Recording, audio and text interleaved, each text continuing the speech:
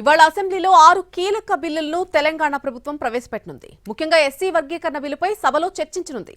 ఈ సందర్భంగా సభలో ప్రశ్నోత్తరాలను సైతం రద్దు చేసింది ప్రభుత్వం. ఈ రోజు తెలంగాణ అసెంబ్లీ వాడివేడిగా జరగనుంది. ముఖ్యంగా 6 కీలక బిల్లులను ప్రభుత్వం సభలో ప్రవేశపెట్టనుంది.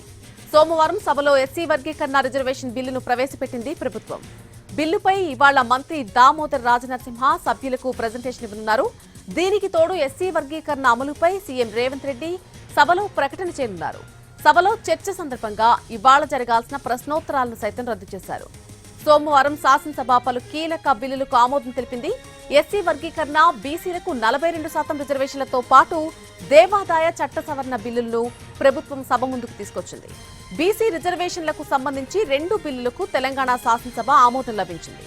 బీసీలకు 42% రిజర్వేషన్లు కల్పిస్తూ అసెంబ్లీలో ప్రవేశపెట్టిన బిల్లులను శాసనసభ ఆమోదించింది.